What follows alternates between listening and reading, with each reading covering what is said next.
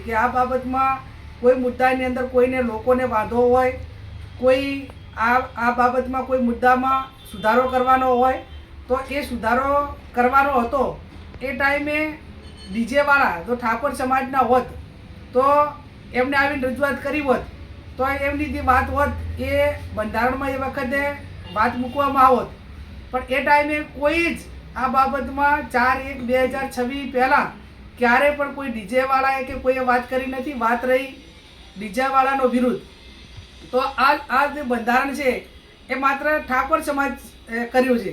ગઈકાલે દરબાર સમાજે કર્યું, હવે બીજા સમાજો કરશે. એટલે એનો અર્થ એ થયો કે તમામ સમાજ જ્યારે આ ડીજે ઉપર પ્રતિબંધ મૂકવા માગતા હોય તો એનો અર્થ સીધો એ થાય કે આ ડીજે એક માંગલિક પ્રસંગોની અંદર મનોરંજન સાથે નુકસાન છે એવું તમામ સમાજોના આગેવાનો બુદ્ધિજીવી લોકો આ બાબત સ્વીકારે છે.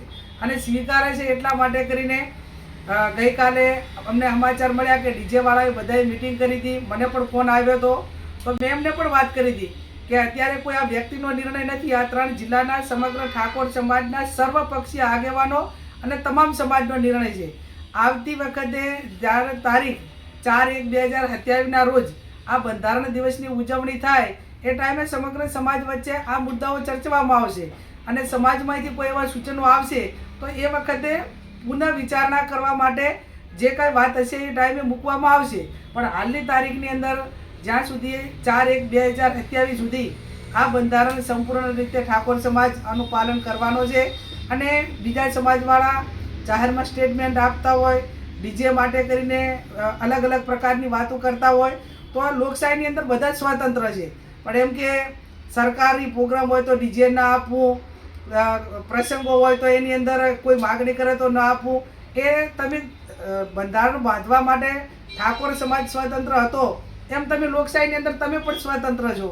અને ઘણા બધા ડીજેવાળાએ એમ કીધું કે ભાઈ હવે ડીજે વેચીને ડીજેના હિસાબે અમને રોજગારી નથી મળતી, બંધ કરાવ્યું તો અમે દારૂ વેચશું. તો આવડી મોટી જાહેરમાં સભા કરીને એક નાક દબાવવા, બ્લેકમેલિંગ કરવા માટેની વાત હોય તો જે તે વિસ્તારની પોલીસને પણ જોવાનું છે કે કોઈ વ્યક્તિ જાહેરમાં એવું કઈ રીતે કહી શકે કે અમે દારૂ વેચશું. અને દારૂ વેચવા માટે એમને પોલીસનો કોઈ ખોફ ના હોય, એ વિસ્તારની અંદર પોલીસ એ કાયદો અને વ્યવસ્થાના દારૂબંધી માટે કડક ના હોય ત્યારે બેફામ થઈને આવા લોકો સ્ટેટમેન્ટ, નિવેદનો આપતા હશે. અને આવા નિવેદનો સામે પોલીસ પણ વધુ અપડેટ્સ માટે જોડાયેલા રહો ન્યૂઝ ઓનલી બીકે સાથે.